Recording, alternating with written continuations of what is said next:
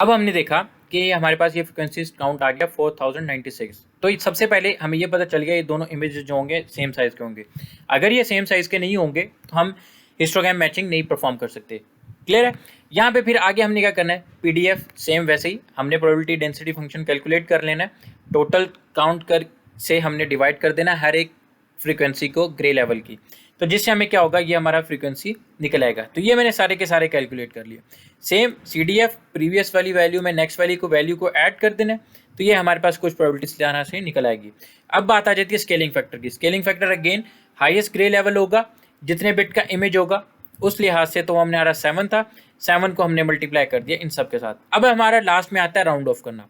अब हम करेंगे राउंड ऑफ कर लेते हैं हम वैल्यूज़ को। तो ये मैं इन वैल्यूज़ को राउंड ऑफ कर लेता हूँ, 0 0 0, ये मेरी 1, ये 2.448 के ऊपर जा रही है तो 2.45 के अप्रॉक्सीमेट हो रही है, तो मैं इसको 3 कर देता हूँ, इसको मैं 5 कर दूंगा, इसको मैं 6, इसको मैं 7।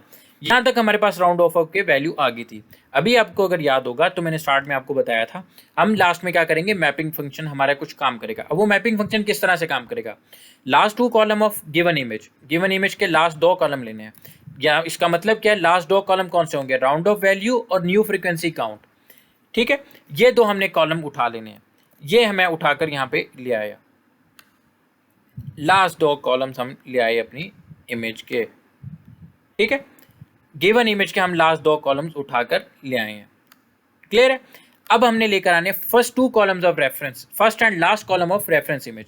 यानी रेफरेंस इमेज हमारा ये था हिस्टोग्राम ई बी, इसका फर्स्ट यानी ग्रे लेवल काउंट और लास्ट ये राउंड ऑफ वैल्यू, ये 2 हमने उठाकर लेकर जाने हैं। ठीक है, तो अब हम क्या करते हैं, इन दोनों को उठा लेते हैं। मैं इसको यहां से कॉपी कर लेता हूं,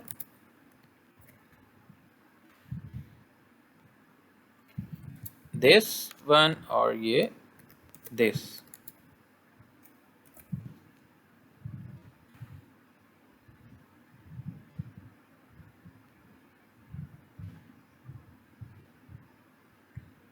ये हमने जी अपने रख ली। ये यहां तक क्लियर हो गया। अब हमने इसको मैप कैसे करना है, ज़रा मैं आपको मैपिंग फंक्शन समझाता हूँ आपको। मैप कैसे करना है, मैप करने के लिए हम क्या करेंगे, ये दोनों हमने फर्स्ट और लास्ट कॉलम और इस तरह से उठा लिए। यहाँ तक क्लियर हो गया। अब हम इनको कर लेते हैं ज़रा अरेंज। मैं इस जो सेकंड जो मेरा गिवन इमेज था इसके मैं यहाँ से कट करता हूँ, इसको मैं रख लेता हूँ यहाँ पे। ठीक है, अब हमने यहाँ पे देखना है, अब हम करने लगे मैपिंग करने लगे हैं। तो मैं नीचे यहाँ पे 1 2 3 4 5 6 7 के हिसाब से भी मैं ग्रे लेवल ऐड कर लेता हूँ, ताकि हमारे पास जो नई वैल्यूज़ हैं वो आ जाए। लें जी, ये हमने ग्रे लेवल्स रख लिए, टोटल 7 ग्रे लेवल से। अब हम मैपिंग करने लगे हैं। यहाँ से देखेंगे 0 राउंड ऑफ होकर नई वैल्यू आई 0, लेकिन 0 मेरे पास दूसरी इमेज में लाई नहीं करता, तो हम इसको छोड़ देंगे। तो यहाँ पे 0 0 हमारे पास नहीं था। अब यहाँ पे 1 है, 3 था, 3 की नई वैल्यू आई 1। अब 1 किधर है, यहाँ पे लाई करता है, वो वैल्यू है दिस। ठीक है, और इसकी नई जो फ्रीक्वेंसी आई थी, काउंट आई थी, वो हमारे पास फ्रीक्वेंसी काउंट आया था राउंड ऑफ करके 790। ठीक है, ये 790 आया था।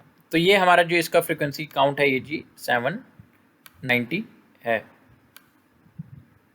यानी 1 को अब क्या साइन हो गया, 1 की जगह पे हम क्या करेंगे, ये 3 की नई वैल्यू है 1 और 1 के क्या था 90। यानी अब हम 3 के ऊपर के कितने काउंट है हमारे पास 790।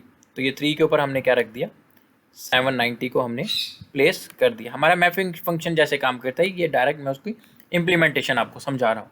फिर ग्रे लेवल 4 था, 4 से हमारे पास नई वैल्यू आई 3 और 3 हमारे पास लाई करता था यहाँ पे। तो ये 3 की वैल्यू काउंट कितना था 1023। 3 का काउंट हमारे पास आ गया 1023। 5 की नई वैल्यू 5 और 5 के अब मेरे पास जो काउंट था मैप हुआ वो क्या था जी 850। तो ये मेरा 5 का आ गया 850।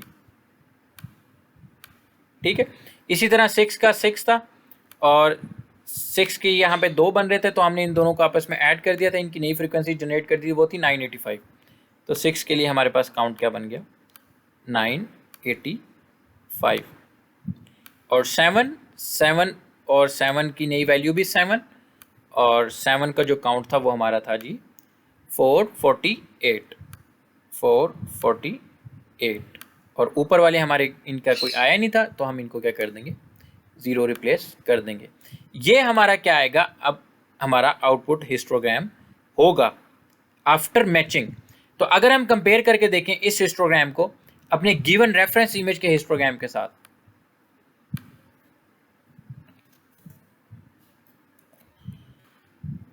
अगर इन दोनों को आपस में मैच करके देखें तो हमारी जो आउटपुट इमेज आई वो अप्रोक्सीमेटेडली उसके करीब करीब थी। जहाँ तक क्लियर हो गया, ये हमारा था हिस्टोग्राम मैचिंग। होपफुली आपको मैपिंग फंक्शन समझ आ गया होगा, हिस्टोग्राम मैच कैसे होता है ये आपको सारा का सारा समझ आ गया होगा। अगर इससे अलावा आपको कोई चीज़ पूछनी है तो आप ज़रूर कमेंट सेक्शन में रिप्लाई कर दीजिएगा, पूछ लीजिएगा। अल्लाह हाफिज़।